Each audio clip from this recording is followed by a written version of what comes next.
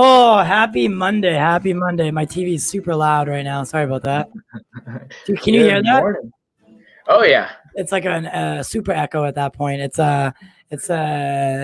just wonderful. I love when it happens. Happy Monday. Happy Monday. Good morning. Woo! I'm so refreshed. Good night of sleep. It's Monday. It's my favorite day of the week. Welcome to the morning show. Gotta love it. Gotta love it. So right. I had all intentions of just kind of going through some stuff over the weekend, and not really. I didn't think we had any like big topics or anything. Justice Con. There's a new HBO show that I didn't know was written and directed by Joss Whedon called The Nevers. The Nevers, yeah. And I started watching it. It's actually pretty good, but then I saw that it was his creation, and it soured my taste. But then I jump on and I see a Shang-Chi teaser trailer. That's right. Yeah, that's right. We've been awarded. So that changes the whole game. That's right. For me, that changes the whole game. How's everyone? How was your weekends? Everyone doing well today? Jack, I know you got some weird stuff going on. Oh yeah, with your roof. Oh yeah, we got to get a new roof and new windows because the water damage went through the roof into the walls, and so we're gonna have to get new windows and new roofs on one side of the house. So the whole roof is gonna have to be changed. Yeah, so it's not just like they can't just repair it, like oh, here's where the hole is. They're like, this thing needs to be completely changed. So that's gonna be fun because I'll be doing pop culture corner. You'll hear. Just like right. Yeah. Oh well, it brings a sense of realism to it. Yeah. But either that or I'm gonna have a bunch of people murdered, and this is my cover. Right. Yeah. Yes. Oh, we're getting some roof done. Help me. Yeah. So in just a minute, we'll obviously get to that Shang-Chi trailer. I haven't watched it yet. I told Austin, he was like, I'm going to watch it. I said, no, don't. I know. And then I'm not sure if you had watched it yet. I was about to, then I saw the link for the StreamYard. I'm like, okay, no. I started like the first second, and that was it. Right. So these are the days that become fun and a little bit more interesting. But anyway, we do have there's a couple things. I mean, did you watch Justice Con at all? No. Yesterday was actually pretty decent. I caught a couple of them. They had Dave Bautista on. Enosh and Tiffany interviewed Dave. Dave's got like the best setup I've ever seen, by the way. Yeah. It was like somehow it was like a portrait camera where it was like him, he's huge, and his background was like slightly blurred just enough. And it was just it looked gorgeous. And I was just like, wow, Dave Bautista doing the thing. Just showing up. What's up, that one, Carlos? Haven't seen you in a while. Yeah, but that's okay. I've been missing him, man. We haven't. There's a large college stuff going on. Oh, busy times. There's a huge fan want for Dave Bautista to play Bane in the Snyderverse. I'm like, oh, that actually could work. That could actually kind of. He's got the height. He's got the size.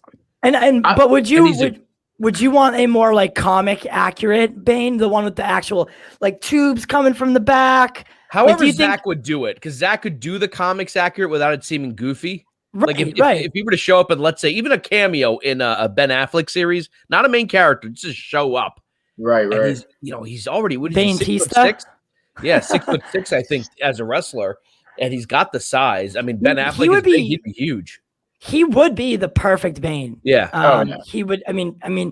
If I was working with a man that size, I would probably go a little bit more comic accurate. Maybe give it a sense of realism. Like there has to be some backstory on why the tubes and stuff are like that. Like what kind of like what Chris Nolan did, where the face is kind of keeping him It's keeping him being able to breathe or being alive in some form or fashion. But explain the tubes. Explain why the serum keeps him pumping and why he needs to use it to get into that like almost like Hulk mode. Right. So I think Zach could do that really well. Yeah, he's already worked with him once, so it's one of those things that I think would be great casting, and I'm sure he'd do a great job. I'd love to see it, but it's like I don't know. It's a little too. I think Zach literally said it the other day. It was like a little too obvious.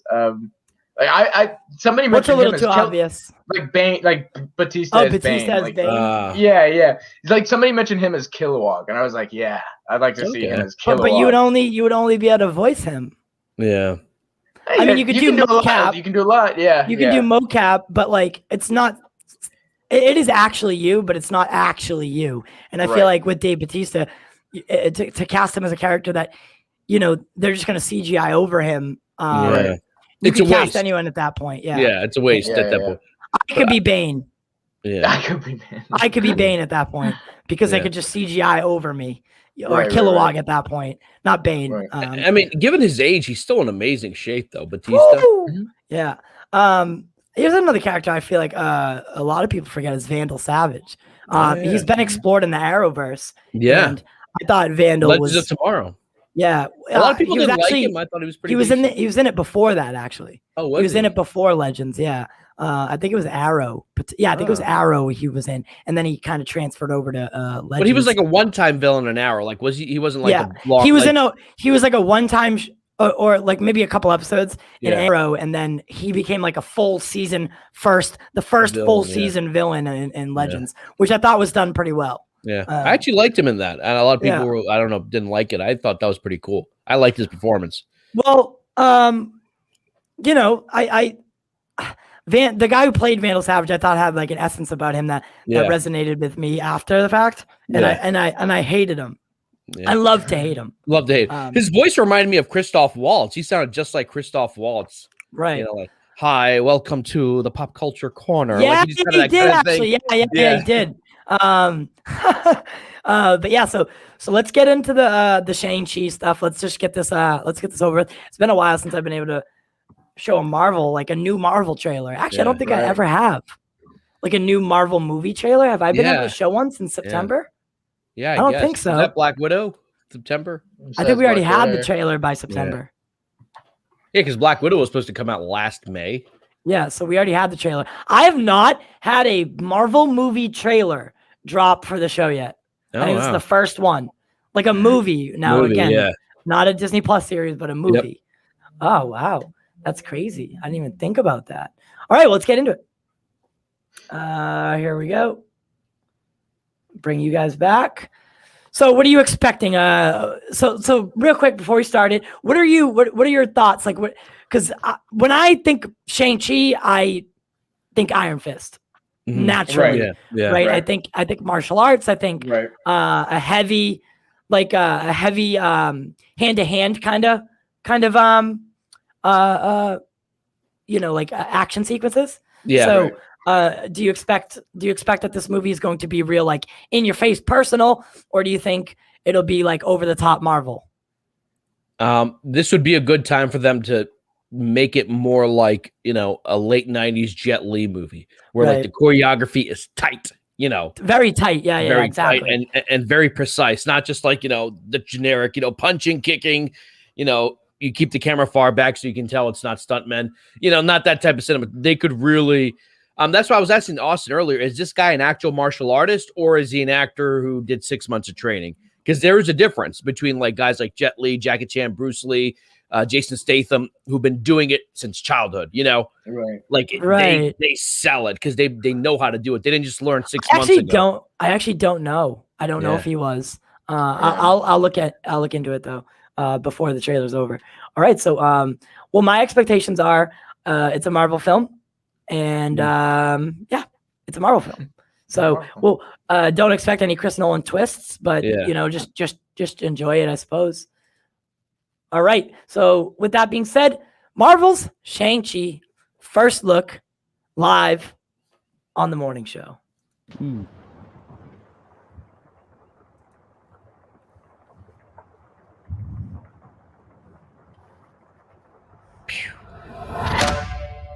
Kill Bill.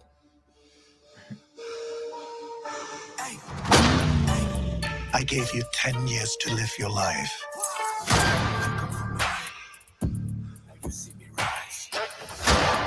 And where did that get you?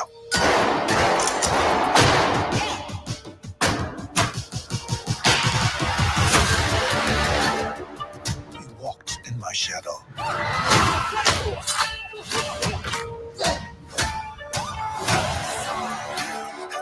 I trained you. So the most dangerous people in the world couldn't kill you. Son, That's Fu Manchu. it's time for you to take your place by my side.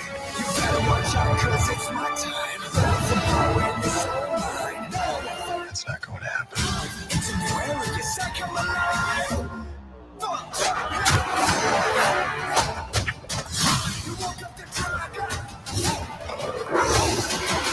You can't outrun who you really are.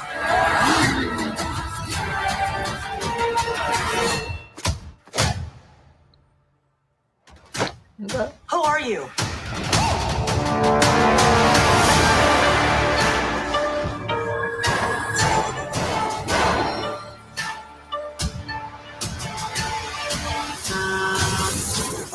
Hold on, everybody!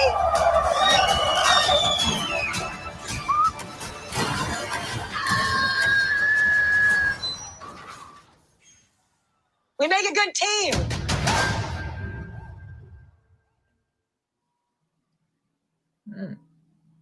All right. All right. It was okay. I liked it. Well, Well, let's watch this. It's a big one. Then why isn't I was everyone joking. the one? as far as I didn't hurt anybody. okay, so I'm gonna be honest with you. As far as Marvel films, that's probably been the trailer that didn't do it for me. Yeah, I thought it was. Remember, I was saying I was they hoping to see cut some their really cool fight trailers. scenes. It just seems so generic with the fight scenes. I was like, they could have done something really cool with this. Yeah, I mean, we could run it back. Yeah. Like, I feel like if I feel okay with a character like this, I feel, and with the history of what happened with the Mandarin, Yeah. not a lot of people know who Shang-Chi is. Mhm. Right. I would have dropped the Mandarin first trailer, first look, done it, and just got it over with. Been like, by the way, this is the actual Mandarin. You know, we're Well, sorry. you get a peek, I guess, just a quick peek Yeah. of him. Oh, I didn't see that, but that's because I don't have any audio here, so I had to turn to here. So Oh, okay. okay, I'm see I'll see it in the second round. But I would have been focused. I would have made the central villain plot line a real focus here, and morphed the action around it. You know, and got people, because people don't know who Shang-Chi is. They need to get a trailer that kind of introduces them to the character, not what the movie's about. Essentially, what we have here is like a Guardians of the Galaxy case. You know, a lot of people didn't know who the Guardians was, but that trailer, that cast, that means, Or Suicide Squad. Same thing with Suicide Squad. Most people didn't know what that was, but that trailer was like, whoa, what is this? Right. So I think Marvel might be expecting, like they got Aquafina in there. You know, that's probably their big rep. Aquafina and the Mandalorian, or not Mandalorian, the Mandarin are the two grabs I can only find of this movie, really. Yeah. When does he appear? You see him do, his little sit on a chair type thing. Okay, it's like maybe I midway missed through that. the trailer. Yeah. I think I missed that. Yeah, okay, I saw that guy. All right. So his dad is, I know, Fu Manchu, but they went away from the traditional, like, you ever seen Kill Bill Volume 2? That character. That's what Fu Manchu kind of looks like, but I guess they want to move away. And I said Kill Bill at the beginning because when she's with Pai Mei, they do that thing where she puts her hand up against the wood and she keeps doing this. And that's what it reminded me of. But the fight scenes, they seem really like they seem choreographed, but it's not overbearing. It's not like overwhelmingly like, wow, look at that. Yeah. Like, I'll give you an example. Like, if you watch the John Wick movies, I don't know who their choreographer is. They had him do some of the stuff in Birds of Prey, and the fight scenes that were in Birds of Prey done by that choreographer, which were reshoots, you can tell the difference because it was like visually pleasing to watch. Like the scene where Harley Quinn goes into the police station, she's fighting the cops, she's not really killing them. Like that was the dude from John Wick who helped choreograph those scenes. And then you got to see at the end, which was done with a natural choreographer. It's like night and day. And like I think in the age of John Wick, if you can do that with a movie, you got to do it with martial arts. And it might have helped if they got someone from Hong Kong, because like the Hong Kong film industry, they specialize in like that stuff that makes you go like, you can do that with your body, even if it's like ropes and CGI. But like, you know, I'm with Carlos. I probably my biggest takeaway from this is why no mention of the 10 rings. Yeah, it's in the title, and you don't even. There's no absolutely zero indication of. I'm honestly, I was expecting a lot more. Yeah. Oh, yeah. I mean, we do see some like mystical elements to it, you know. Right. There should be maybe some mythology that with like when he's running up that like creature thing. I don't know what that was. I couldn't get a good look at it. War or something it looked like. Yeah. So all right, let's do it one more time. And then maybe we just didn't give it enough credit. Yeah.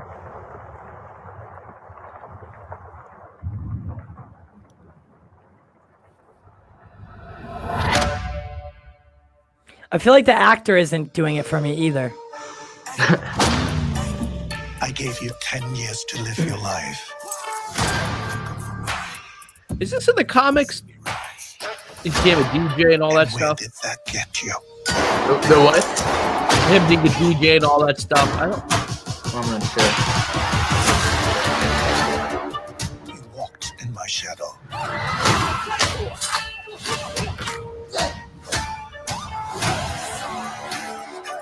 I trained you. So the most dangerous people in the world come kill you. Son, it's time for you to take your place. That's Fu Manchu. Or sorry, the Mandarin. That's not going to happen. Yeah.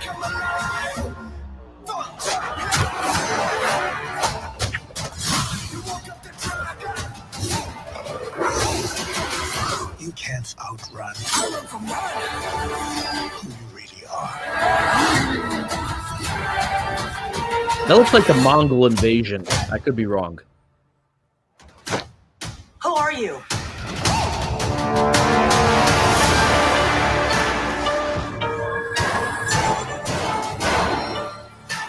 Yeah, man. Hold on, everybody!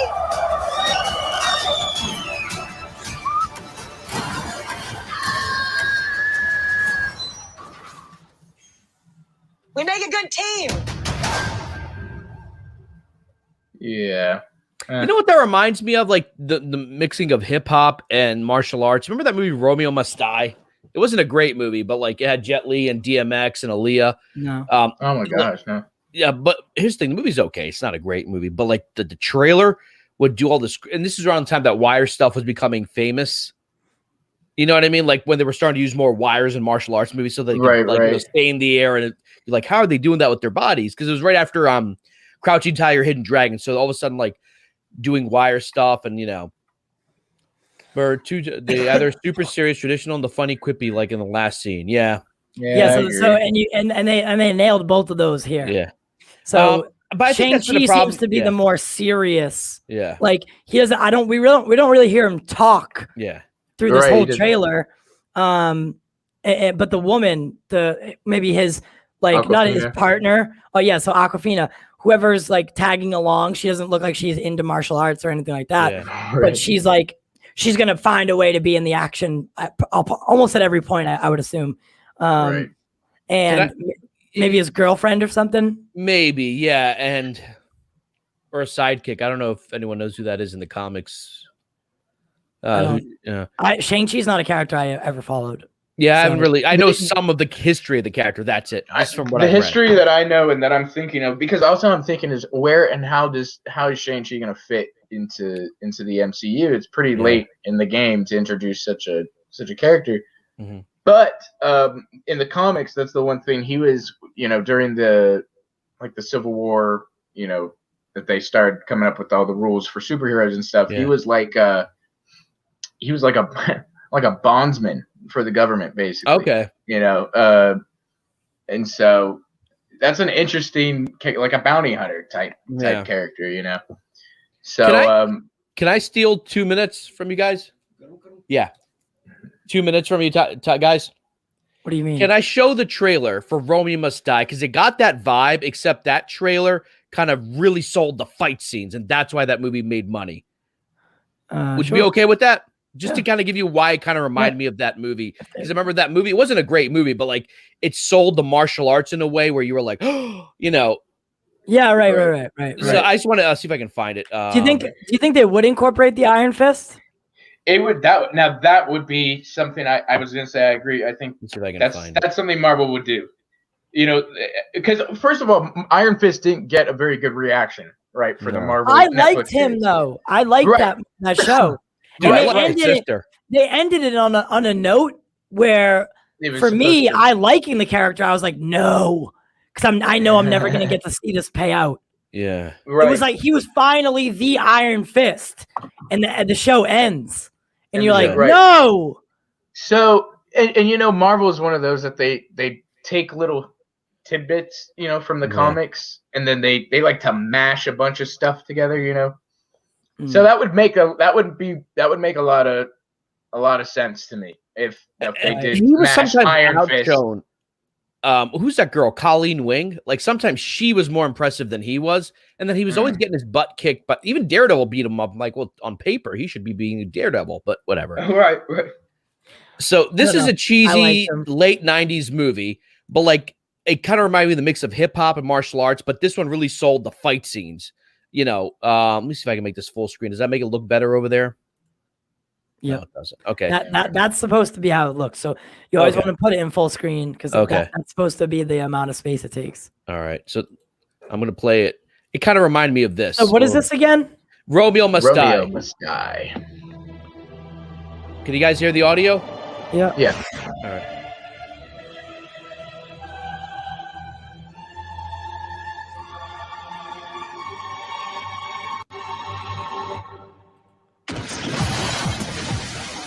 People who did this, I promise you on my life that they will be knocked out of the box in due time. I'll make sure of it. Two families bound by tradition and locked in a war. These two guys with the machine guns. Rest They in start peace. blasting off, well, none of y'all make it home. And one man The old man didn't think you'd make it. And you? I knew you would. It's just a matter of time. caught in the middle. Trisha, I can't have you hanging with Chu's boy. What the hell were you doing in there? We're in the middle of a damn war. Let me tell you something, okay? Whatever my father and Mac are into has nothing to do with me. In a world of vicious rivalries and violent betrayals, only one thing is certain. Sorry, Romeo. I'm taking your most valued asset. Romeo must die. That was a mistake.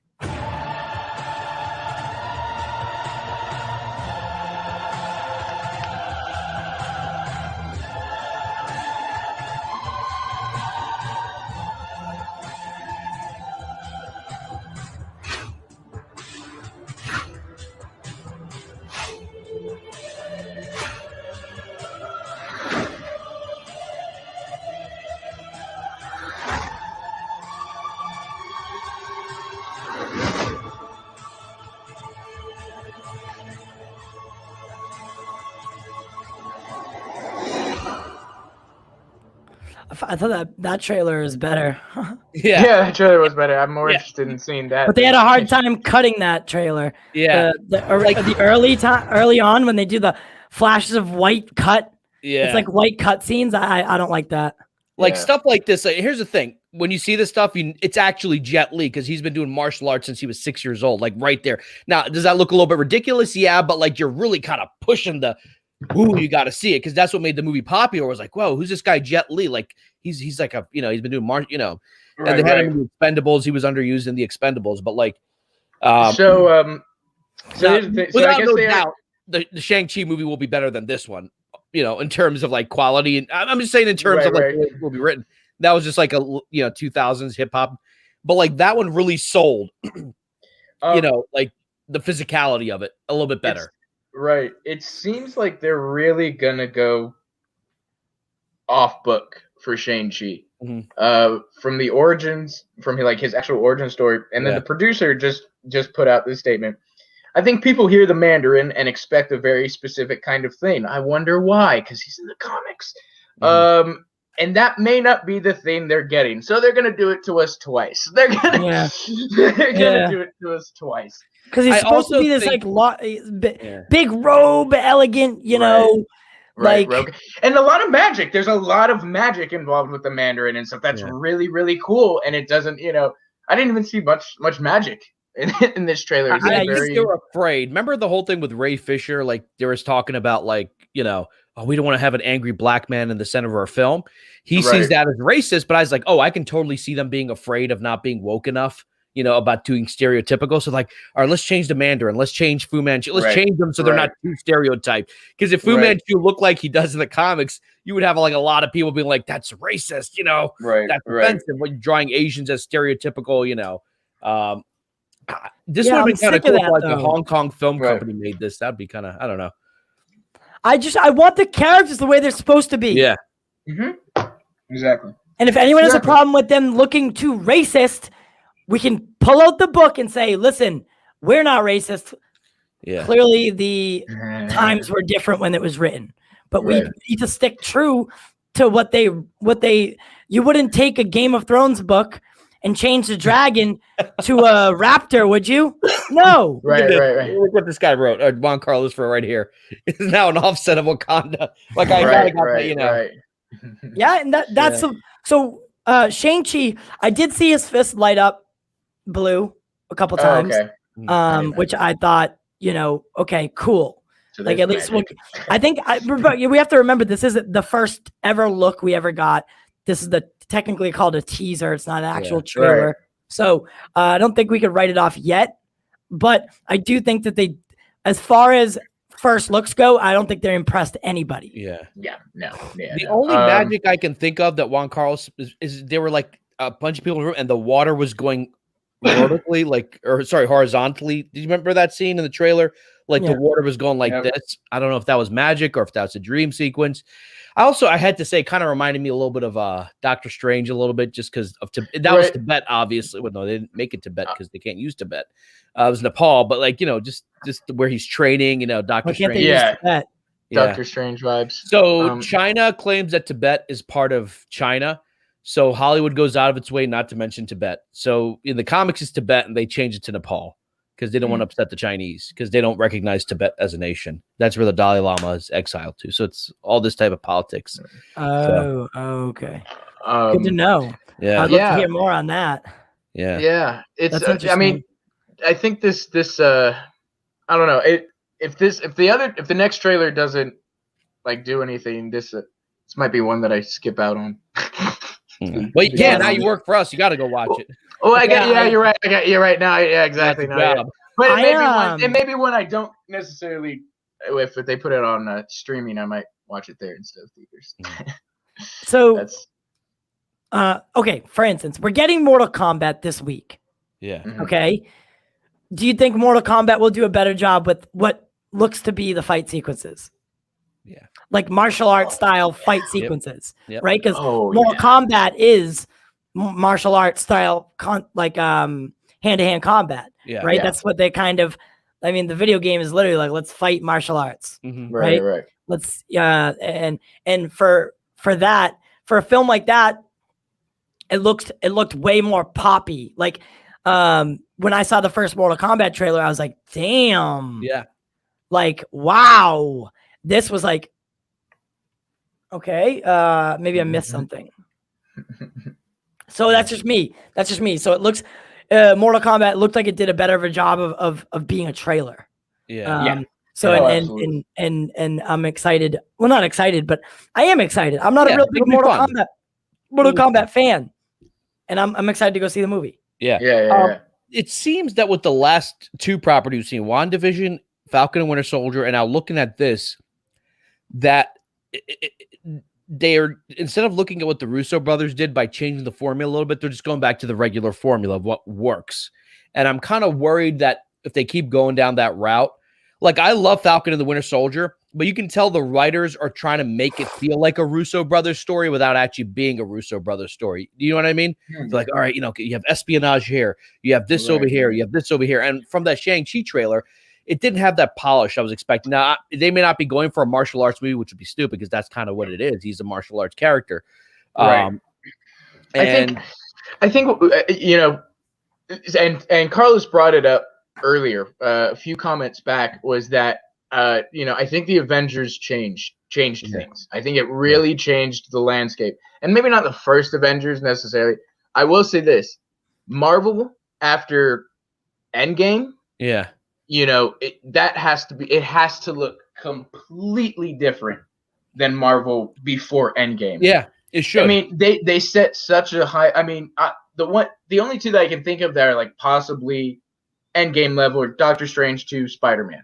The only two movies I can think of, like, okay, we might get some Endgame level, you know, big stuff. Yeah.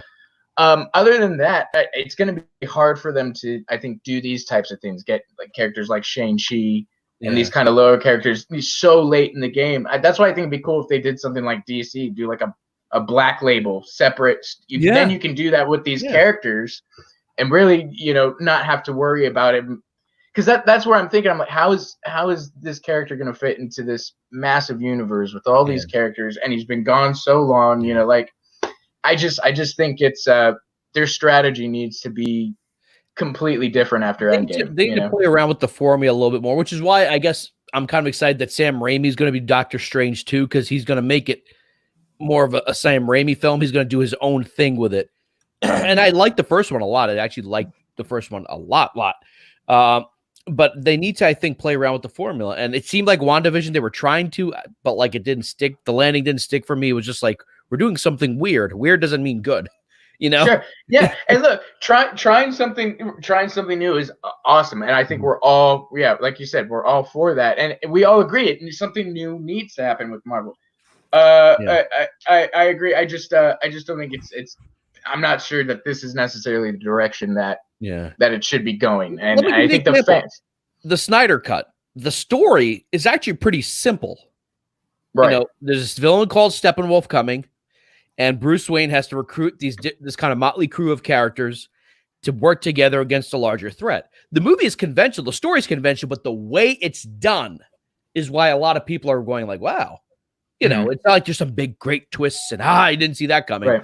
You know, the movie is just so precise and so well done with every shot, with the choreography, with the action. And there is this underlying, I mean, I say this all the time. When I watch that movie, there's this underlying epicness to it. To like, in a world where you have, you know, the Avengers movies and Godzilla and Khan and all that, something about that, even though, you know, the story is not super complicated or anything, it still feels like huge. It feels massive. A good example of that is a good example of this. You take the Chris Nolan trilogy, right?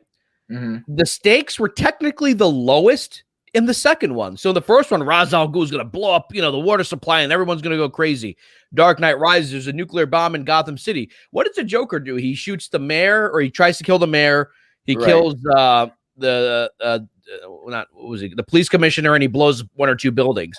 But the way it was executed made him seem scarier and more threatening than Bane or even Ra's al Ghul. Like, it was small scale stuff. The Joker's not trying to blow up like the whole city. He's just trying to blow up, you know, pockets of people. But the way it was executed, you're like, oh man, this guy seems scarier. You know, he just did all this crazy stuff. And so you don't need to do end of the world stuff or end of the city stuff. If you have really precise writing and write a good villain, he could just be trying to do, you know, what's he doing? He's got two hostage situations at the end of the Dark Knight. Yeah, that felt more tense than Ra's al Ghul, and, you know, he's blow up the water supply and everyone's going crazy. I love Batman Begins. What I'm saying is, they don't necessarily have to, it feels epic, and that's what's cool, you know, because even the Snyder cut, there's a case to be made that the final act is not as, let's say, as exciting as the fight in New York in the first Avengers, hypothetically. But it works because you feel like there are stakes. You've seen what Steppenwolf can do, how brutal he can be. And even though you know the heroes are probably going to win, a lot of times with Marvel movies, I know that in the third act, everything's going to be just fine. Right. You know, a good movie is where you know it's going to be just fine, but you're kind of worried. Actually, with the Snyder cut, I didn't know if they were going to come out on top. That's true. That's right. true. Yeah. That's the thing. Yeah. And then when they lost, like when they actually did lose, and it, then obviously something happens to bring it back. But I was like, damn, like I wonder what I was like, I wonder if they're actually going to win this fight. Yeah. Like, or could it just be like that both parties got out and like, recuperate. I'll hit you on the next side. Yeah. And we'll do it out again.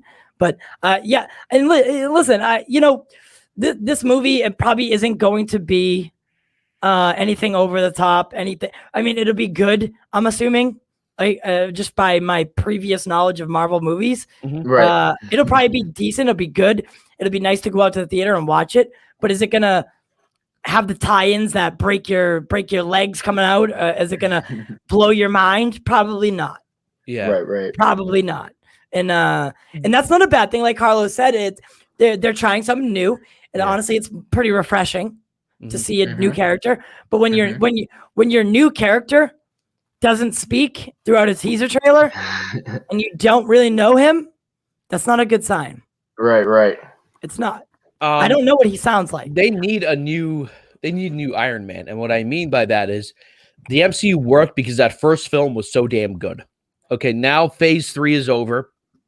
You need that one story, that one character that can carry the MCU on its back. So even if you didn't, let's say, like the first Avenger, Captain America, you didn't like Thor, you still knew that you had that Robert Downey Jr. character to bring in audiences.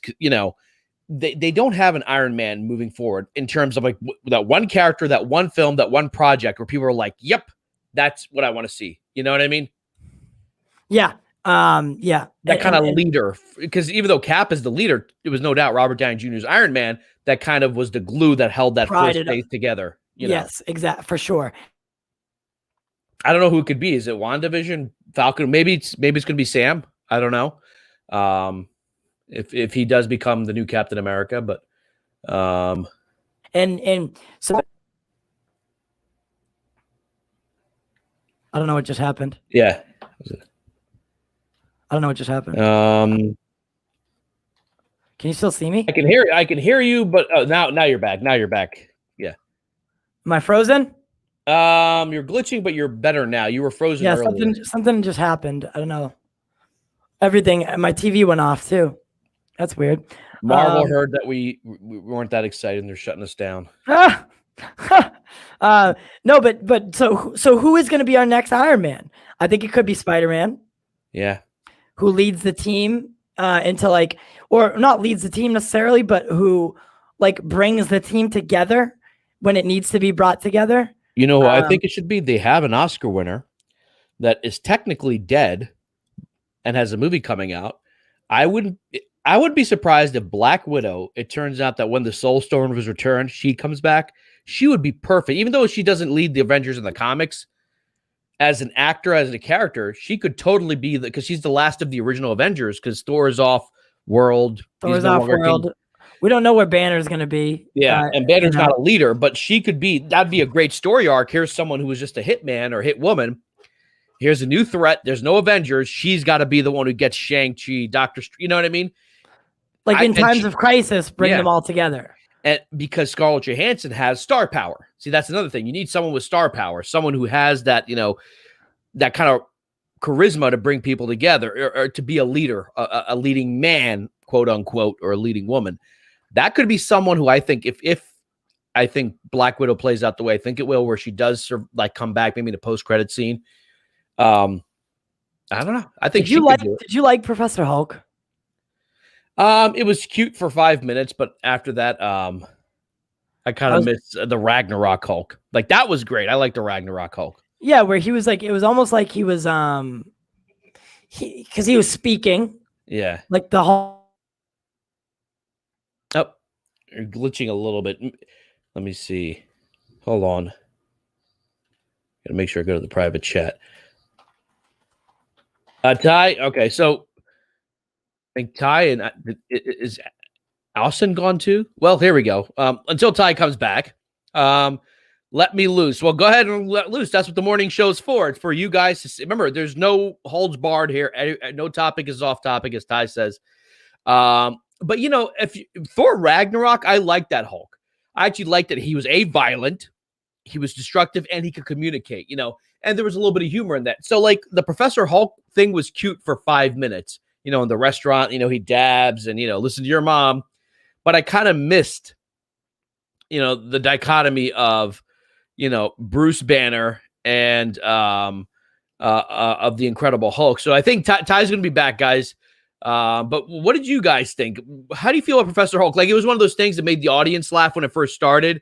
But after a while, I was like, man, I kind of missed the Hulk. Just, even in the last battle in Wakanda. Even the last battle of Wakanda, or not Wakanda, sorry, the one where they fight Thanos, not in Wakanda, but in New York, I was kind of hoping to be bigger. So I think we lost Ty. Right, yeah. I was watching. So we were talking about Professor Hulk. So my opinion was it was cute for 5 minutes, but then I guess in hindsight, I kind of wish they still had the Ragnarok Hulk, or at least the Age of Ultron Hulk, where he is very dangerous. Yeah. And scary. Okay. Right. I don't know. I mean, it was. He didn't even do much at cool, the final battle. Like at the final battle against Thanos in New York. Like, he's just kind of there. Right. That was one that that would have been cool to see more of. I mean, it was one of those things that it was like the fact that we even got like a little clip, of Planet Hulk, or like the idea, of, even though it wasn't Planet Hulk necessarily. Yeah. But that idea, I think was really cool. But I think you're right. Obviously Infinity War opens with him getting his ass handed to him by Thanos. Yeah. And so I think that, I would have liked to see a lot more with him, because it goes from Infinity War to Endgame, he's Smart Hulk, and he's this whole other character. And I would have liked to see that version of Hulk maybe have a second round with Thanos or something, Real quick to that one, Carlos, I wouldn't mind if you joined, but I'm going to leave that decision to Ty, if that makes sense. Like, I could bring you on, but this is Ty's more show. You know what I mean? You get what I'm saying, Austin, right? Yeah. I want to make sure he's okay with it, and unless he doesn't come back. Now, if he doesn't come back, then we can. So that one, Carlos, is one of our patrons. So he's right. So one of the cool things is Let me see what's happening with Ty. And so then Ty's router is updating, so he'll be right back. Basically. Okay. So he'll be up at, and I'll let him make the call.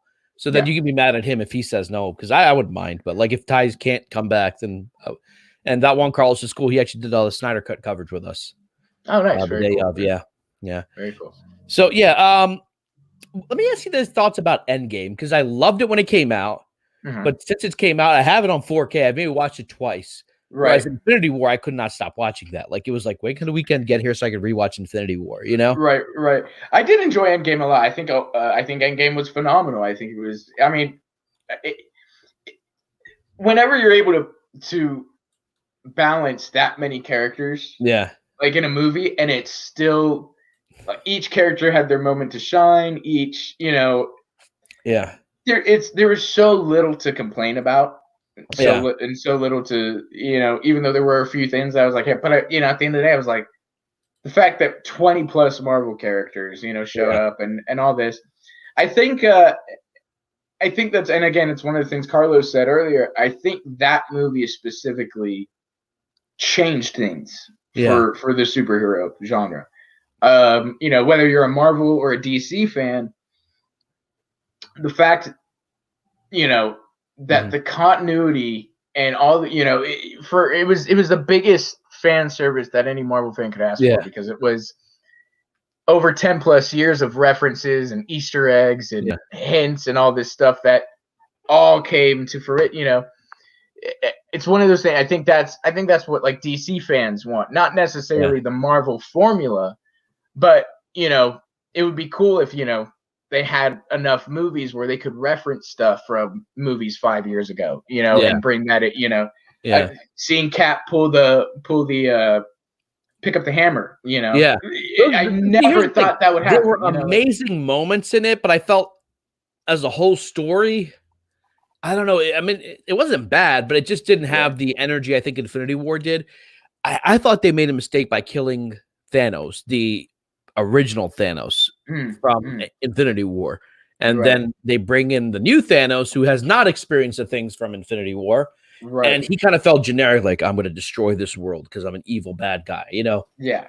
I always thought like it would have been kind of cool if they did like a reverse heist. But let's say he scatters the Infinity Stones and you got to work with the Ravagers. You got to work with, what's that planet from Guardians of the Galaxy 1? Nowhere? No, not Nowhere. Where they leave where the Collector is and all that? Yeah. It's like... No, the Collector was at Nowhere. It's where the big battle is with Glenn Close and, Xandar.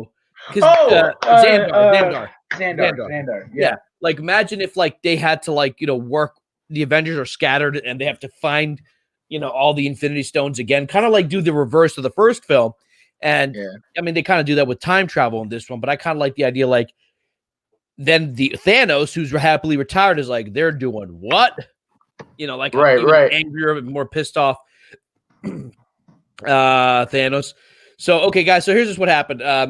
Ty's router did one of those updates. That happens to me all the time. I have a Comcast router, and it just suddenly is like, we're doing an update. Right. For yourself. Exactly. But yeah, I'm watching something. Oh, well, too bad. Cool. Well, I think we do have a surprise guest. Oh, we do? That wants to pop in. Oh, okay. Oh, they got him in? Okay. That's right.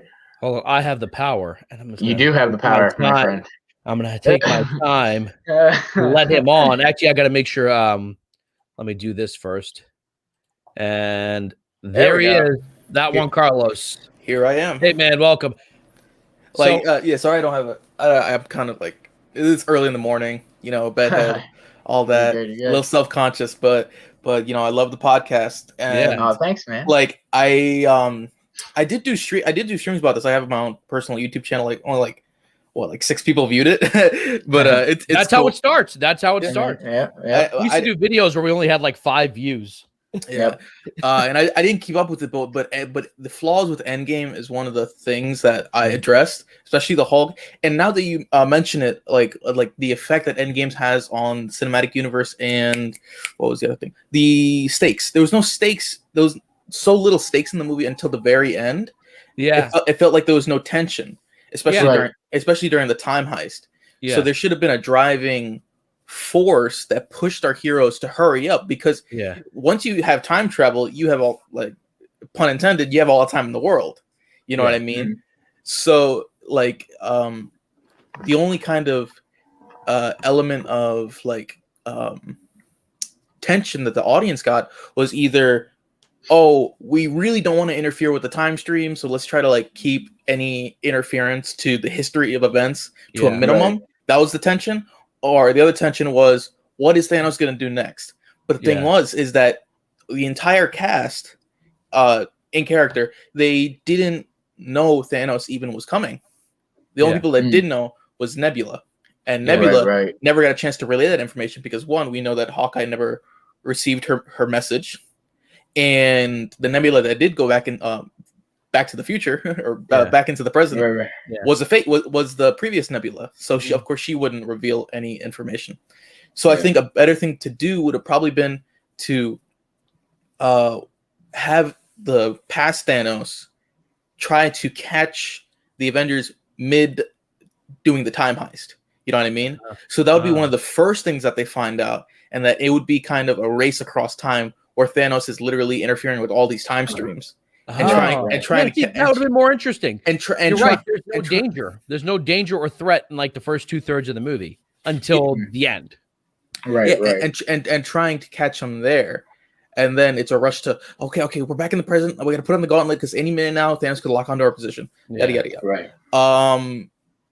so I think that was one of the major things. Of course, I could talk into like the plot holes about the time travel. And yeah, I mean, the kind of dude, there are plot holes in Infinity War. There, Doctor Strange alone could have figured out a way to kill Thanos, but like then it's not interesting. You gotta exactly. Yeah, you always gotta, but like Infinity War, the tension was there from the first minute, and it doesn't end till the last scene. Yeah, well, and this Strange, one, the tension kind of like it doesn't really, feel as bad as it does. The third act, I don't mind at all. I don't know if it's the third act, but the big fight scene, I didn't mind. I loved the fight scene, but like anything before that, I think they could have done something more interesting. Like, yeah, time travel is interesting, or something more compelling. Something that could have been like, uh-oh. Yeah, and what I was gonna say was, especially in regards to Hulk, because I like Hulk is one of my favorite characters, and they just did him so dirty in Endgame. Yeah. I mean, look, Professor I hate how the Russos always refer to him as Smart Hulk. I mean, like I feel like that's a dumbed down name. It's Professor Hulk, but hey, you know what? Like it's their choice. They want to delineate between the comic book version and their version, so they say Smart Hulk. Tomato. It's their preference. Right. But he wasn't earned. And if you remember during the buildup of Endgame, build up to Endgame, they kept on saying that because they didn't, make a deal with Paramount to make another Hulk movie, that the Hulk's arc was going to start in Ragnarok and end in Avengers Endgame.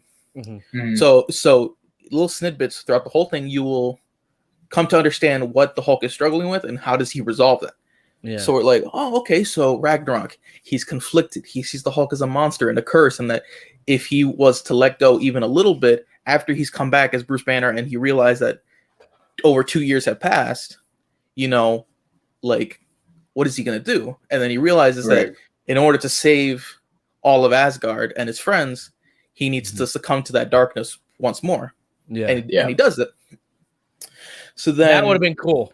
Yeah, that would have been kind of cool. So that makes sense in Ragnarok. Then we go to Infinity War. The Hulk is beaten and like he was riding high on the victory at during Ragnarok, and now he's beaten, completely humiliated by Thanos, who wasn't even utilizing the Power Stone. Yeah. And now he doesn't trust Banner. He doesn't trust himself, and he doesn't want to show his face. And I guess a concurrent plot point would be that he feels like Banner only wants him for his strength. Mm-hmm. Just how Thor emphasized that, jokingly in Ragnarok. He's like, he's useful. He has his uses. What are you gonna do with 7 PhDs? All right. Yeah. Right. So then what we should get in Endgame, which we don't because they literally just cut right to it's like, stopping at the end of the second act and just cutting right to the resolution. Yeah. Right. Where you see the amalgamation of the Hulk and Banner, which makes sense, but that should come at the end. So I proposed a fix to that in my stream, and basically it was saying that conflict should have spanned all of Endgame. And that eventually at the end, during the final fight, when all is lost and the universe could literally be shredded into nothingness. Yeah. By the end of this battle, Banner and the Hulk need to put aside their differences. Yeah. And come together as one and save the world one last time. So I don't know who would do the snap, because they're kind of in rocky territory. They only realize this during the battle. And then, something awakens inside Banner, a rage, but also the love that he had for Nat and the love that he has for his friends and stuff like that. And then he becomes like World Breaker Hulk. And like, instead of having Captain Marvel, who is already a kind of self-contained and set character, we have Banner, who still has to finish his story. He has that Captain Marvel moment where he's going toe-to-toe with Thanos, fighting the Power Stone, and the Power Stone has the power of like a planet, basically. Yeah, and he's World Breaker Hulk. He could contest that. That could have been kind of cool. You know what I mean? I mean, it would have been. Does he do anything in that final battle? I mean, I'm trying to think. No, he doesn't. I actually thought the final battle wasn't as good as the final battle in Wakanda, because there were moments in, the whole thing where everyone comes out is great. Like the first half where it's just Cap, Thor, and Iron Man, that was good. Then once everyone came out, I'm trying to think, like, were there moments like where, you know, Bucky grabbed Rocket Raccoon and spun him around, you know, were those moments that kind of made me, you know, there were a few of that in I mean, Endgame. There was like Clint, give it to me, and then he took that, and I love that. I love like the kind of, I don't know, like the whole keep away scene where they're like kind of playing like tag football with it, like, here, now you get it, now you get it. It was like they were trying to, I don't know, it felt like they were trying to give every character, what do we do with Black Panther? Oh, how about he's the one who takes it, and then you know, he passes it on to, and then the scene with the women's like she's not alone or whatever. Everybody had their little moment. Yeah, a little moment, but we do have to remember too, you know, the She-Hulk series is coming, and that's gonna have, you know, Mark back, and I think I read Abomination's gonna come back for that, so that'll be, is that confirmed? Sick. Yeah. So you know, hopefully with these series, that's kind of the nice thing about the Disney Plus stuff, you know, is you can really get deep into the character stuff and into the things that the movies couldn't, you know, like the whole, you know, stuff with Bucky and Falcon and the Winter Soldier is probably my favorite of all this stuff, because it's, you know, there was so much mental torment that we never really got to see. We just saw him in kill mode, basically. And, you know, so to see, you know, he's got the nightmares in this show. He's got the girls from Wakanda that helped free him, and you see, okay, how important that was.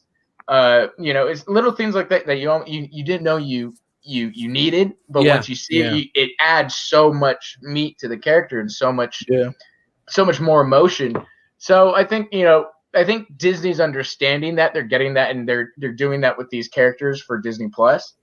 I was real happy to see that Mark Ruffalo is going to show up, like, the main character lead. I do want to see a little bit more, for lack of a better word, drama in these series. Because I am obviously comparing it to Daredevil and Punisher, which were made by Netflix. Right. You know, but like there was an intensity to the storylines. I don't know. I'm still not quite sure who the villain is in this. Is it supposed to be that girl Kari, or is it supposed to be the Flag, or is it supposed to be John Walker? And I'm not really scared of either of them. I think that's okay right now, because right now you have, who do you have? You have, here are the people in mind. You have Carly, Zemo, Sharon Carter, and now Hydra, possibly in some shape or form, with the introduction of Valentina last week. So, you know, so I kind of like that. Okay, whereas WandaVision, it was like, all right, it's either Mephisto or this Agnes chick is it, you know? Like, this one is like, there's a few players in here, and you don't know, you know, who's gonna come out as the big one, you know? But do you think that they could tie that all in the matter of one episode? Because we literally been through 5 hours of this, and at least in the first 2 episodes, I had very little idea of what's going on. Only when Zemo came in, I had said that the first 2 episodes could have been 1 episode easily. Like, maybe a good 90-minute episode, like as a pilot, because it feels like the story's just getting started, and now it's about to end. And I have a feeling it's not going to end. It's just going to end on a cliffhanger to tie up somewhere in the future, which is kind of like what I'm not looking forward to. I'd like it to be a little bit of a resolution. I don't know. Like what I said was I like Falcon and Winter Soldier way more than WandaVision. You can tell it's not made by the Russo brothers, but someone who said we got to make it feel like a Russo brothers thing. You know what I mean? With the espionage and world trekking. Except it's not as interestingly, like, you had the Russo brothers been the showrunners on this. Not the writers, but just the showrunners. I feel like it would have been a better quality show, because they're very good at, you know, taking what you're expecting and then kind of, you know, so it's almost like, hey, Jack, Ty, Austin, write a show that you think the Russo brothers would write. And I think that's what we would get, Falcon and Winter Soldier. You know, it's not a bad show. It's a good show, but it doesn't have that touch that a director has, you know, that those brothers have, you know, or even Marcus and McFeely have. You know, they know how to do certain highs at certain points, you know. Like, I'm tired of saying this with the last 2 Marvel shows, like, oh, the first 2 episodes were okay, but that one episode was the good one. Like, that's not a bad That's not what a good show does. Should be the one that hook you. So just hold on there real quick. So I figured I'd start doing it in the middle instead of the beginning. I feel like in the beginning it kind of like throws it off. So Just always remember that we're brought to you by Bonks Bar. Actually, Jack is hosting trivia there this week on Tuesdays. Tomorrow night. And is it still Thursday as well? No, Thursday's another place. Okay, so that I'm talking to. Trivia on Tuesdays at Bonks Bar in Philadelphia. They got some great seafood. You can get your beer and wine, have a nice little dinner there. So if you're ever in the area, what's the area, Jack? It's called Port Richmond. It's part of Philly. It's a nice gentrified area. Yep. And a lot of young hipsters. Yeah, and your first time there, Jack will buy you your first drink. Yep. On the Pop Culture Corner. So head on over to Bonks Bar. And this Friday, Mortal Kombat comes out. So make sure you're supporting your local theaters. We know we'll be at Showcase Cinemas. Yep. So get out there, get into the movie theaters. Don't watch it on streaming. Yeah. Watch it where it's meant to be watched. Yep. On large premium formats like X Plus, which is Showcase Cinemas version of IMAX, and it's uncomparable. I think in its own way, it's the best way to see a movie. These larger than life characters need to be seen on larger than life screens. Yeah. So do yourself a favor, leave the kids at home, and go be Showcase safe. All right. Thank you. Or cool parents, take your kids. Let them have some fun. to an R-rated combat movie. If you want your kids to see Sub-Zero stab Scorpion with his own blood, then this is the film. Yeah, for there you go. Yes. if you're divorced and you want to piss off your wife, take the kids to go see it. And then drop them off at her house after. Yeah, drop them off. Yeah. But yeah, so I kind of threw Carlos the invite because I didn't know how long I was going to be. Yeah, he wanted to join. I was like, let me make sure it's cool with Ty, and then yeah, of course. I say yes. Carlos pays the money per month, so yeah, he does. Yeah, pay my rent. He pays his rent here. He pays his rent. No, but Carlos, it's really nice to see you again and hear you. How is everything going? Oh, everything's great. Like I still have classes and stuff. It's gonna be going pretty strong until late May. Yeah. But because the finals and stuff like that. But I had time today, and I haven't been on for a while, and this was a very poignant subject. Yeah. There's tons of new stuff coming out: Shang-Chi, Mortal Kombat, Falcon and Winter Soldier. So if it was cool with you guys, I'd just love to Well, me and Austin are doing usually do Tuesday and Thursdays. We do TY's Corner. So if Ty's not there or Justice isn't, well, Justice might be there. Yeah, I'm fine with him jumping on. He's got, some good opinions, Austin. Some great Austin opinions. doesn't know who you are, but no, but it's funny because the last time you hear it looked completely different over here, in mine at least. So, yeah. I wonder if I'm still the host. I love the setup. I wonder if I wonder if I'm still the host of this show. I don't know. Nope, I'm not. Oh, I'm not. dang. I'm not. Yeah. I need to take my top spot. There it is. There you So go. I changed the background. I got a new desk. It looks good in here. I like this. I like the wood. I like the up and down blue wood. I think it looks great. Yeah, I so, like it. But don't worry, you've seen it as many times as Justice has seen it. So, which is the 0. Yeah. So, and that's a problem, right? So, yeah. Well, me and him worked on a Grand Theft Auto 3 retro look last night. I know. I watched it. It should be coming out in the next 2 to 3 years. So just keep an eye out on that. I'm dead. So speaking of, right, Carlos, we got the Fast and the Furious 9 trailer. And I just want to know what your thoughts. So we're trying to take little probes here and there and dig them into the audience. Would there be an audience for us to do a Fast 9 coverage? Oh, I'll tell you this right now. I'm not interested in Fast and Furious whatsoever. I mean, wow, this is gonna be complete honesty hour right now. I never watched a Fast and Furious movie. Never one time. I didn't see them until recently, the last couple of years. I think Fast 5 I watched in theaters, but I fell asleep through it. Yeah, really? Because that's the one where they become the heist. That's where that's the one where The Rock shows up. Yeah, and they're pulling a safe. I fell asleep during that one too. I do remember the safe pulling and stuff like that. But it's atrocious. It's just gotten so insane. Oh, and I seen some technical behind the scenes stuff that the safe was actually half of a truck. With the engine, but the whole thing was gutted out. It was so cool how they technically did it, but yeah, I mean that thing never really caught me. I mean, really? Okay. Yeah, I get that. There are a lot of people I've told because I was like, this is so stupid. I watched the first one when it came out. And I think I caught Tokyo Drift on USA because I was at home. There was nothing else on. I'm like, and I actually like Tokyo Drift. So did Chris Nolan. But it wasn't until recently when they started doing like the ones with The Rock. I'm like, maybe I should catch up on these just to see how they are. And what I tell them, it's schlock, but it's schlock done well. Like I compared it to like you got 2 double cheeseburgers, French fries, a milkshake, a hoagie, and all this other stuff. It's not good for you. It's a 7,000 calorie meal. It's too salty, but like that's what you're getting. It does that really well. It'll be the best fast food you'll ever have. You know. Yeah. And like, I mean, Mhm. Go ahead, Carlos. Oh, I was gonna say like, and I don't want it to. It's like it's because I'm super young and I just noticed this, but the audience that it attracts, it's like the middle-aged, like guys in like going through a midlife crisis and wanting that. Dude, I'd be careful of making that accusation because that's kind of what Bill Maher said about Marvel fans. Did you see his rant after Stan Lee died? He basically crapped on people who watch MCU movies. I was like, right, but here's the thing. Bill Maher is phenomenal with politics. He knows absolute shit about movies. Exactly. Exactly. If you heard his Oscar rant, it's one of the most. Oh yeah, his Oscar rant was amazing. I saw that. I thought it was incredibly ignorant. I thought it's incredibly ignorant. It's incredibly ignorant. For someone who knows, so someone who. It was so smart. Bases his show around politics and does it well.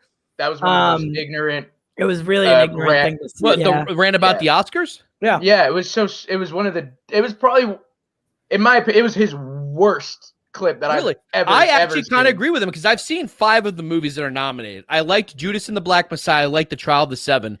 But I could see what he was saying because there was a time where movies can be uplifting and nominated for Best Picture. It seems like I agree with him to some degree. A lot of these Best Picture nominees are like, you are a bad person. Here's a movie why you're a bad person. I got that. I totally got what he was saying because I saw what was the movie with the deaf drummer. Sound of Metal. Sound of Metal, which I liked, by the way. Oh, by the way, Pakistani guy too. Right. Which, I used to get crap because I was in a metal band when I didn't do too well. And they're like, oh, I didn't know Pakistani people are into heavy metal. I'm like, first of all, I'm American. And second, yes, we listen to whatever the hell we want to listen to, but like, it does seem like what movie can make you the saddest the most and tell you how. Remember Tropic Thunder? You ever see the end of Tropic Thunder where they show the Oscars and all the nominees? It's Sean Penn who's blind. It's Tom Hanks in a wheelchair going like this. It's like this has kind of been happening for a while, but like I don't see movies like No Country for Old Men or There Will Be Blood, which were like, yeah, they're Oscar movies, but like it wasn't just about making you see how bad you are, how awful you are as a human being. Hold up. There Will Be Blood ended with Daniel Day-Lewis bashing the dude's head in with a bowling pin. Yeah. How is that happy? No, not happy in the sense. I'll give you an example. I saw The Sound of Metal, and this is not really. The guy starts losing his hearing. 2/3 of the way, he has a very specific procedure done so that he'll be able to hear. And the guy says to him, "You're getting his surgery to get your ears fixed. You're not going to be happy." I'm like, oh, I know what's going to happen at the end. He's going to decide to be deaf, and that's exactly what happens. He turns them off. I'm like, yes, because that's what would happen. Go ask my dad right now who just got new hearing aids. Dad, you need to learn to be deaf and just take them off. He's gonna be like, what the, But like, it's just like moral grandstanding. No, people who are deaf would love to have technology so they can hear. You know what I mean? Yeah. I agree. I guess that's why people eat up Black Mirror to this love. Right. All of the kind of greater lessons about humanity.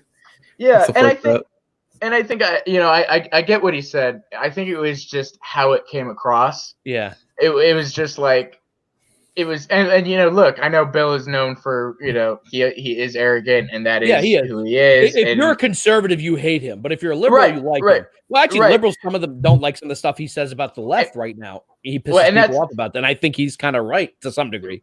Right. I think I just think that specific thing. I mean, look. His background's in politics. He knows politics. He's incredibly smart with politics, and even some other subjects. But for me, when I see him talk about movies, it's that would be like watching I don't know, sportscaster give movie Yeah, reviews. sometimes here's the problem with it's this show, and I've been watching him since 2003 because I was in high school Yeah. during the Bush years. I was looking for late night programming on HBO because I was in high school, and I came across his show, and I actually couldn't stop watching it.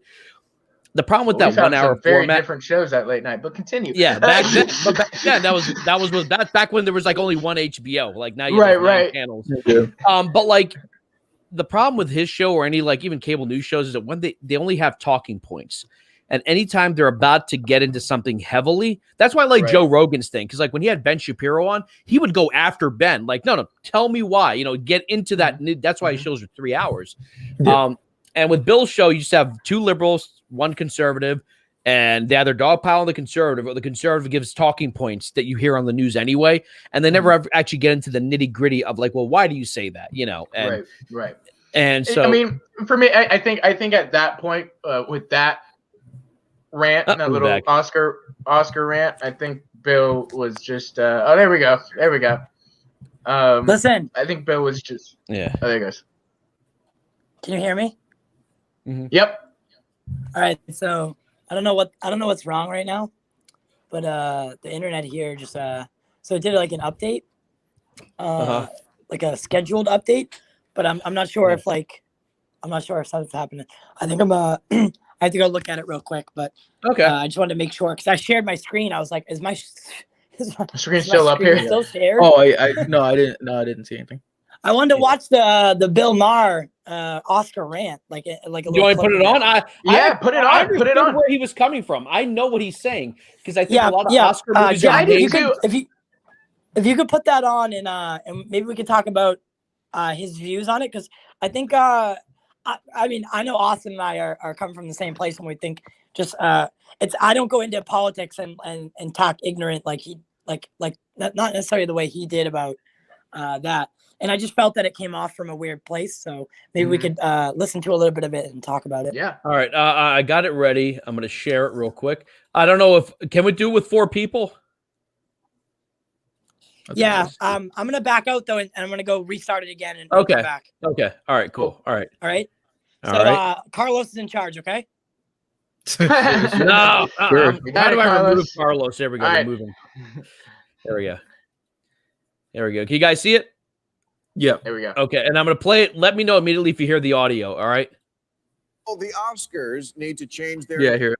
Okay. Debbie's. As in Debbie Downer. By the way, we officially Popcorning Morning Pod are covering this as news in case YouTube. I think we got through the movie. Yeah, now he's getting to movie the section. part. Yeah.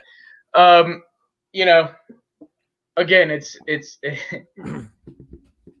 it's one of those things that it's like, I see where he's coming from. I guess it's like Tyler said. I just think it's just anybody can go out there and look at a cover of something and roast it. Anybody can. So that's what he's doing, but there's absolutely no meat to any of the shit that he just said. There's I think it's his perspective. Compare this to his Marvel rant. Like on one hand, he's crapping on popcorn movies and the people who watch popcorn. He said something stupid. He's like, the only reason Trump got elected is because too many Americans watch comic book films. I'm like, dude, the first 2 phases of Marvel were during the Obama years. Like, there's no truth to that. Like, okay, whatever. But I do understand his point. Like, Sound of Metal is nominated for Best Picture. I thought it was a compelling film, but do I think it was a movie that I would ever watch again? No. I could watch The Shawshank Redemption again. I could watch Fargo again. I could watch Silence of the Lambs again. And I'm not just talking about like these movies aren't big explosion movies. I think but I feel they're virtue signaling, and I hate to use that phrase because I think sometimes it's overused when people are actually trying to do something. Like the right will always say, "Oh, these protesters are just virtually signaling." Well, maybe some of them are, but some of them are trying to. Okay, so, but like the Oscars, I feel you have a bunch of rich people making movies trying to tell you why you should care more, whereas a movie could make a point without like hammering it over your head. And I feel like nowadays the Oscars about who can hammer the point the hardest. rather than who can make a good movie. Does that make sense? It could be. It can still do the. It can still do the Schindler's, because Schindler's List is a phenomenal movie. It's an incredibly depressing movie, but there is a story there, and you are being entertained. I don't know if I was entertained while I was watching Sound of Metal. And that's what I'm saying. I don't know that Bill probably didn't even watch the movies. I thought Sound of Metal was pretty entertaining, and I think that's because of the actor. The actor is he was good. He's really good. But Nomadland and Judas and the Black Messiah and all these. Judas and the Black Messiah blew me away. Because then I went to research. I'm like, did that actually happen? Did that actually happen? And you're like, oh my god, yeah. All those 3 movies for me, as somebody I didn't know any of the history. With Nomadland, I didn't know there are people that do this and literally live, as nomads, and there's a lot to learn. It's not necessarily, you walk out of every film and like, man, that was great, that's because that's not reality. Well, that's what Lyman was saying. You're right. I'm not saying that he's right 100%, but I knew where he was coming from, because I feel like I get that, but then at that point he's doing what he bashes against all the time, and that's promoting this false reality, this false everything's okay narrative. That's why I am so like, I was really political when I was younger, but then I realized at some point I'm just repeating talking points without actually knowing the information. Right. So Billy Roberts says he wants to see the Marvel one. Man, we are not losing our sponsors and our audience if we play that one. That one was brutal.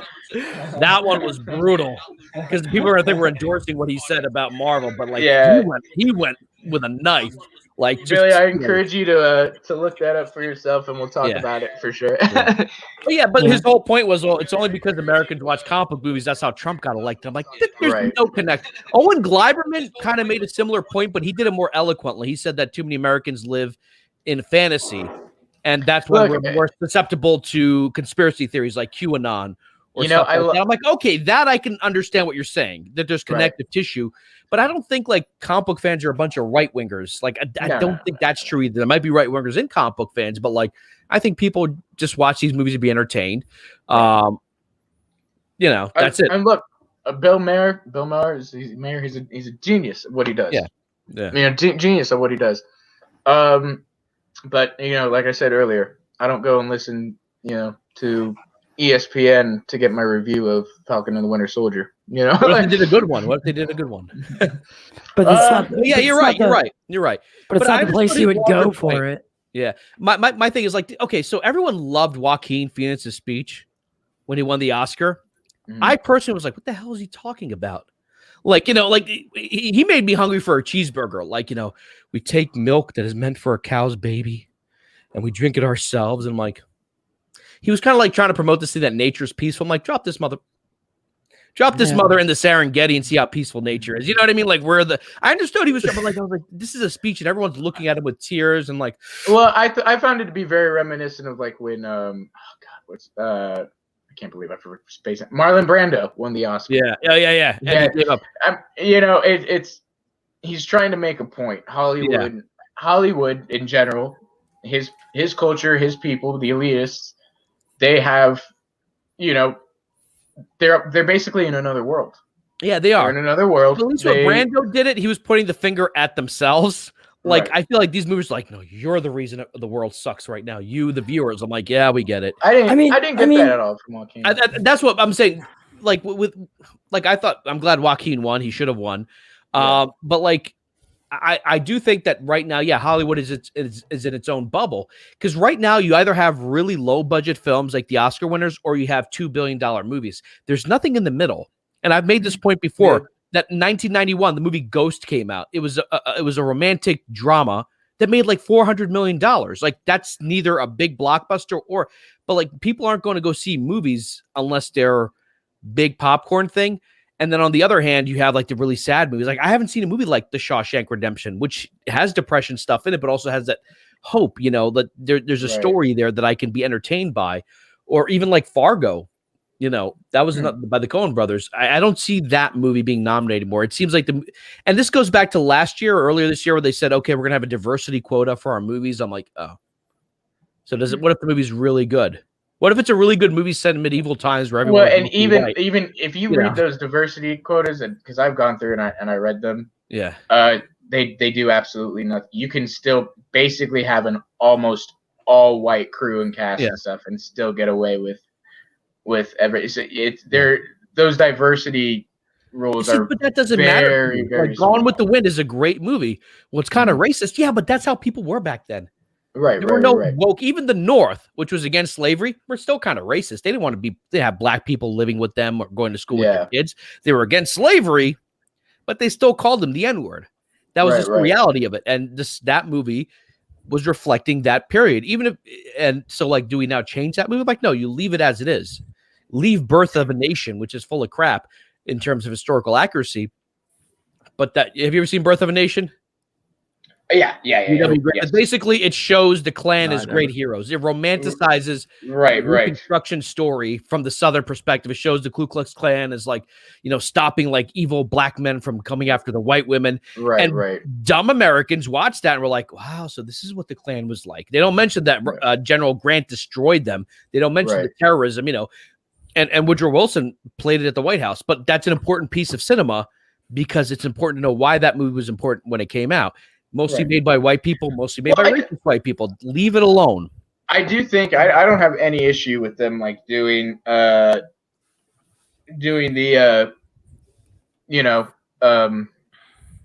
sorry, I just kind of blinked there. I have no issue with them putting the warnings for some of these older movies. Neither am I. Yeah, I think that's fine. I think that's because obviously, like you said, we're totally different times and stuff. But I mean, I don't know. It's one of those things. I think there are they're few and far between, but I do think that movies are still being made as good as Gone with the Wind and Fargo and all that, and some of them they just don't get the recognition that and I think some of these other. That's what Owen was saying. Like, okay, you have comic book movies, yada yada yada. Pardon me, I forgot to hit the mute button. But like, there's so many comic book movies coming out now, which I love. As a geek, I love. But yeah, I'm kind of missing out. Like this year, I was like, let me watch some of these Oscar movies because a lot of them are streaming. I still have to see Mank because I know who Herman Mankiewicz was. So, Mank was phenomenal. I have to watch it. Minari was right. Minari was really good. That's the thing. That's why I was when Bill like started crapping on like Nomadland and Minari and those films, I saw those movies and they're by no means happy-go-lucky, movies and all that, and that's fine. But the fact is it's like I said earlier, it's reality, and it's a reality that I didn't know about. I didn't know anything about the Nomad. I didn't. Obviously, I am Hispanic, but I'm not actually coming from another country. Learning a whole new language, learning, I personally don't understand that. So to see those movies, I didn't see Nomad. Was it good? Because I like Frances McDormand. She was in right. I love Nomadland. I thought it was phenomenal. It was, and Frances is an amazing actress. Yeah, she is. She really is one of the best. But I also think that another thing that's hurt movies is the fact that TV shows arguably are better now than movies are. Just the golden age of television. You have dramas because back in the day, TV was like called trash TV. There weren't high quality end programs, Right. But now the TV quality of shows. First of all, there are too many TV shows, and all of them are really good. That all of a sudden, why go out and see a movie when you can just sit at home and watch? I'm watching a South Korean drama these days that got recommended. It's a murder mystery. I can't stop watching it. You know what I mean? Like it's in Korean. Like. It's just so well told, and I still have to see Parasite. But my point is, I think the problem is, and not only that, I'm assuming you, me, I know Ty, and probably you too, Juan. We probably have sound systems and entertainment centers in our house that are mind blowing, in terms of quality. We're not watching this on a tube TV. Right. We're not watching Falcon and Winter Soldier on our phone. We're watching it on a 4K, LED, beautiful TV with surround sound that can shake the roof. Exactly. So Carlos, what do you think? What do you think about Oscar movies? Do you watch them? I'm sorry. No, it's cool. It's cool. This is your realm. No. I want to hear your thoughts. I do. Frankly, I mean, like I'm 19, so like I don't like focus on like a lot of other things, and I love video games and stuff like that. So movies like that don't really catch my eye, but compounding on that, I never really had anybody to watch it with, or to like introduce me to that, because I just it's just me and my mom. I just live here, but she was never really into that. Every time I always talk to my mom, I'm like, Mom, what are you into? Yeah. And she really wouldn't know. She really hasn't made up her mind. And but she loves like Rome. She loves ancient, So is she a history. fan of movies like Quo Vadis or like Ben-Hur, like those old 4-hour biblical movies that were set? She loves like the Ten Commandments. Like Ten Commandments, it could be Easter, and she's like, I want to watch the Ten Commandments. I'm like, Mom, it's that's kind of like Moses' territory. We're talking about Jesus here. Well, it did happen the same time. So Passover It's true. was, It's true. Yeah, it's true. That's true. Because the Last Supper, they were celebrating Moses and the angel. Anyway, sorry. The Catholic and me just jumped out. It's like, actually, sorry. Go ahead. Right. No, I totally get that. And like, she loves Gladiator and stuff like that. But That's a great movie. That one Best Picture, by the way. Yeah. She's like, I watch those all day, every day. Yeah. I'm like, oh, okay, Mom. But for me, like, I never really got into that. So further down the line, I haven't watched these really poignant movies that are like, getting the Oscar nominations and stuff like that. So what I do is like, I find myself watching TV and these big blockbuster movies like Marvel, like DC, and I kind of just submerge myself in this fantasy, and like I just started watching Invincible. I really like that. So good on Amazon. Even though frankly, I really hate the like overpowered evil character. That really gets me. Like, I don't know, just no, like with DBZ and Frieza, and now Invincible and Omni-Man. Like, part of me is just like, you're so freaking evil. I just want to rub your face in the dirt and see how how trash of a person you are. I think you're the most powerful person in the universe. So. Right. I just love what Invincible's done. With just the animation. Is that the Amazon one? Stuff. Yeah, man. Have you seen it yet?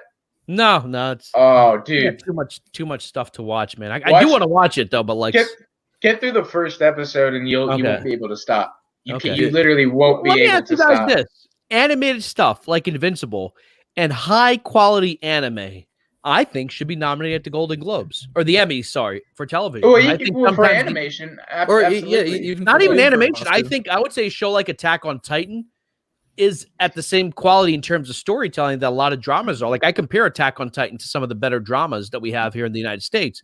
Yeah, like best show, best picture. Yeah, why not? It doesn't have to win, but like, I always compare. Do you guys ever seen Death Note?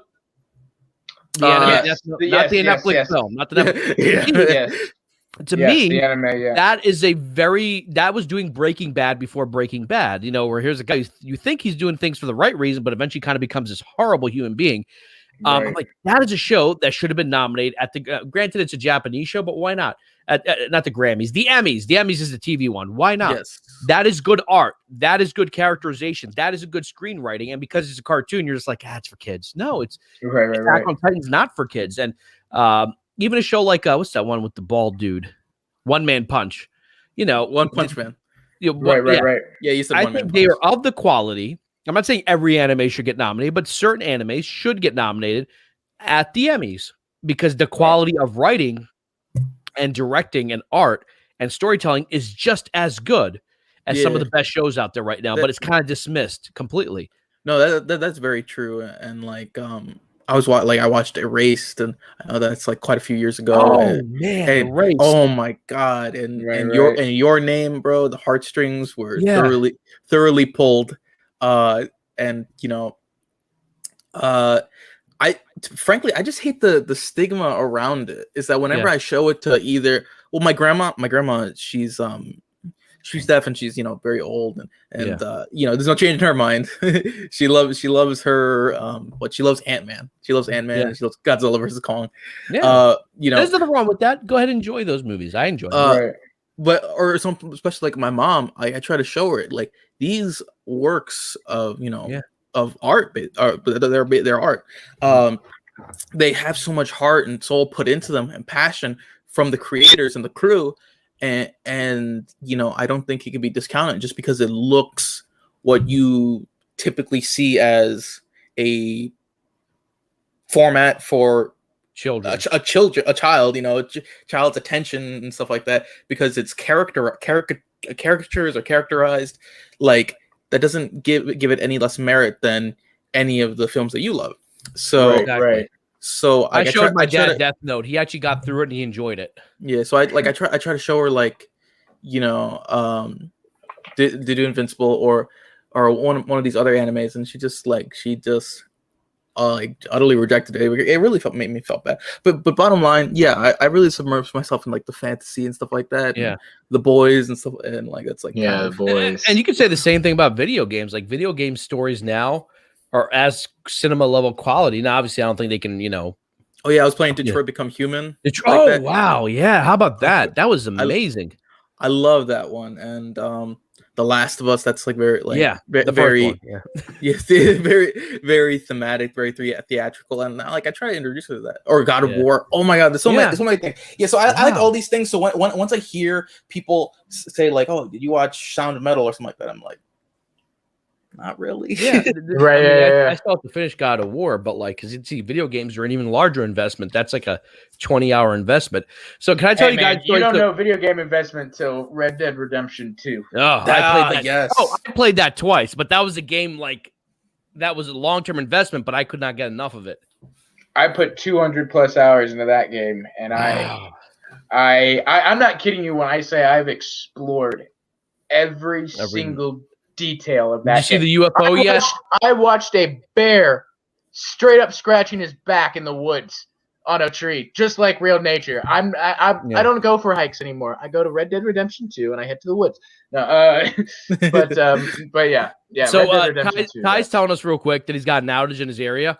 That's what's happening. Here's a quick story. We used to have Verizon Fios, and I loved Verizon Fios, but a bunch of squirrels got into like the hub and chewed through the fiber optic cables. It took a week and a half to repair that. Oh, damn. Imagine not having internet for a week and a half. After that, I'm like, screw this. I'm going back to Comcast because I was mad. I was so mad.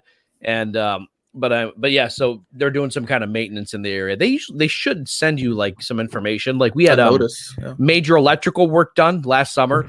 The power company let you know that, hey, at this time, between now and now, your power is going to be out for an hour or two while we're putting up new lines and new transformers and all that stuff.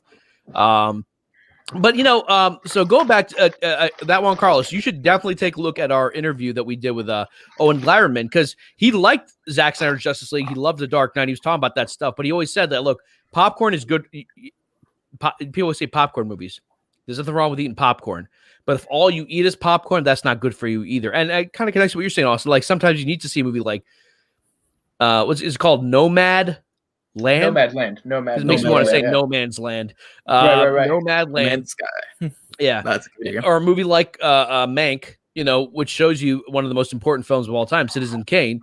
Which I talked about last night when I was talking about GTA 3, and I don't think Justice knew what I was talking about. Yeah, right. He was like, I was like, yeah. So what I said was, Citizen Kane is one of the most important films made, and people watch it. We're like, well, okay, it's an interesting story, but why is this one of the greatest movies? I said the filming techniques they created for that movie changed Hollywood in the same way that what James Cameron did with Avatar changed movies. You know, it changed the way you film movies. In that sense, I said GTA 3 changed the gaming industry in terms of what you can do. So guys, look out for that GTA 3, you know, game, even though it's not the best GTA game.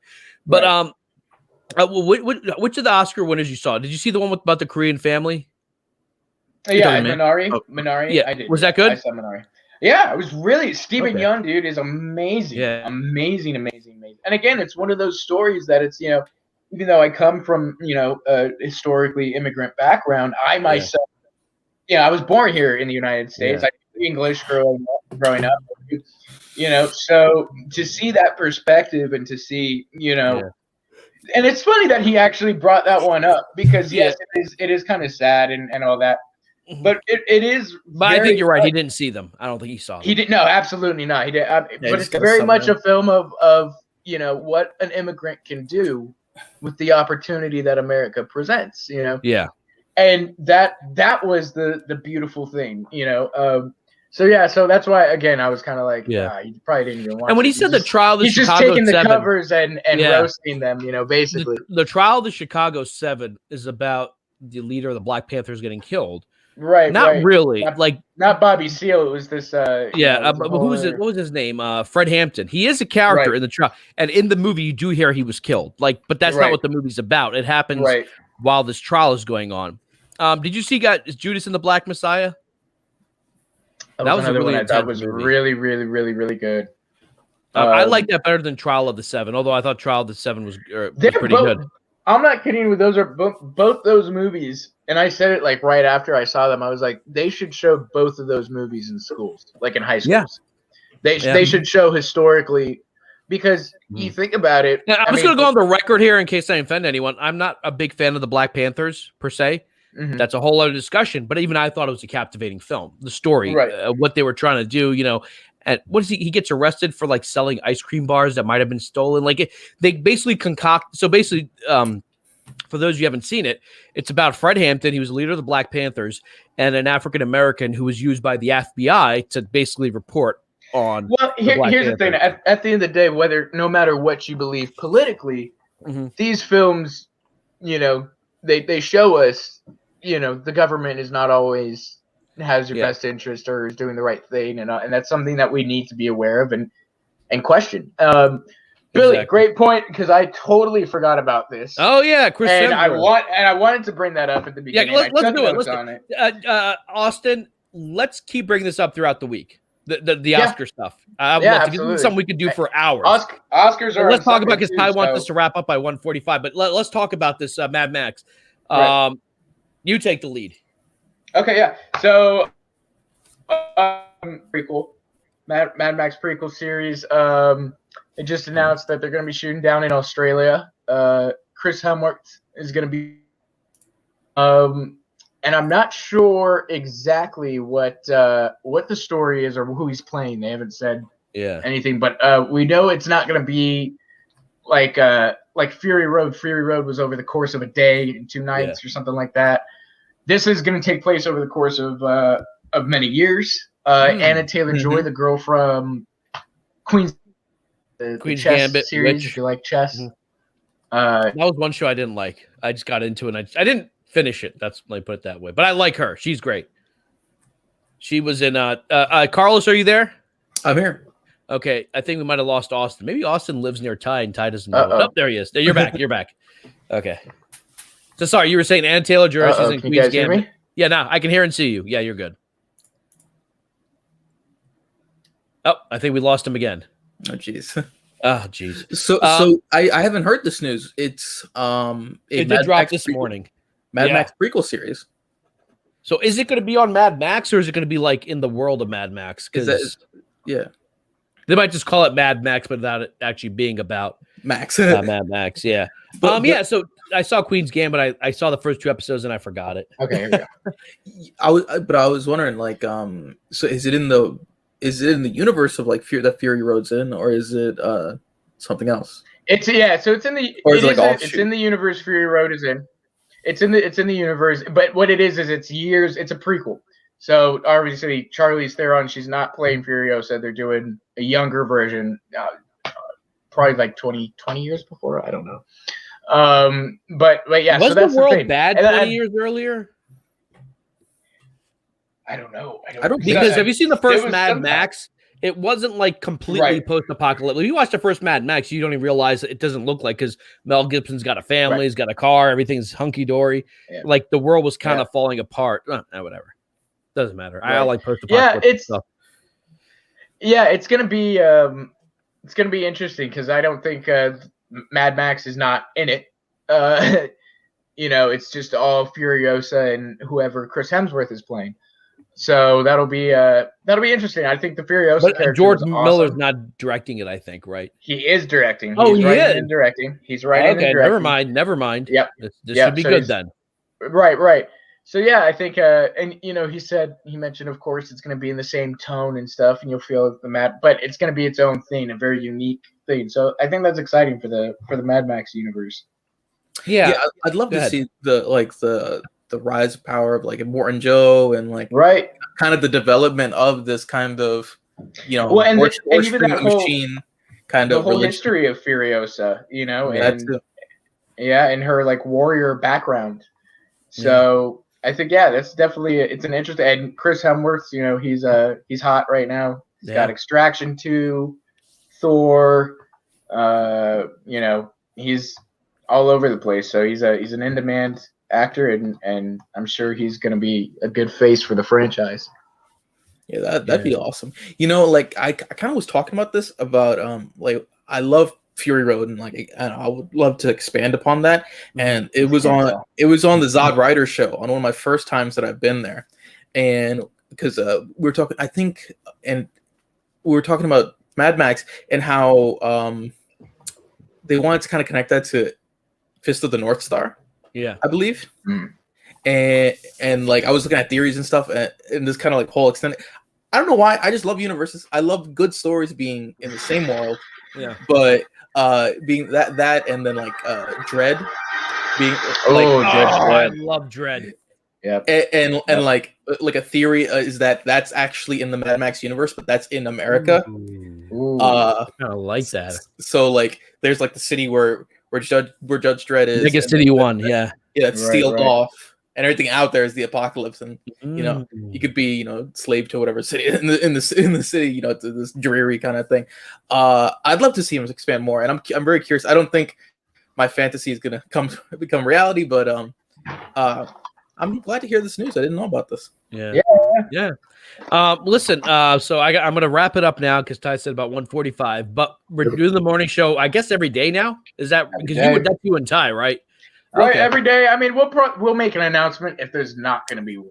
Okay, so let's do this every day. Austin, you and I are definitely doing T.Y.'s Corner tomorrow night, right? Around 5:45. Sure. Yeah. So, and we keep this Oscar. The Oscar. When are the Oscars? Have they already happened? This Sunday. Oscars okay, then let's make it a recurring theme. I'm going to try to watch Mank tonight, and let's make it a recurring theme. And I want to see Nomadland. Is that? That's on Hulu. That's on Hulu. Okay, cool. Yeah. So, but we should kind of do a recurring thing where we talk about like the Oscar movies and maybe kind of use what Bill Maher said as maybe a standing ground, like what our opinions are on that. Right. Because we should be talking about the Oscars. There was a time where everyone talked about the Oscars, but I think the audience, people aren't interested. And he's not wrong. It's a quiet year at the Oscars this year. Yeah. He's not wrong about that. That is true. It's not necessarily the understandably because of the pandemic, but I think there's still good movies. There's still very good movies. All right, we'll definitely talk about it, folks. I want to thank you. I want to thank that Juan Carlos. In fact, I want to thank all of our patrons, including Caden Reed and Nick DePalma, Odd, and that Juan Carlos. I do appreciate it. If you guys are interested in becoming a patron, look at the links in the description below, and maybe you could join us one day. Who knows? All right, guys, thank you for joining us. We'll be back tomorrow morning. Right.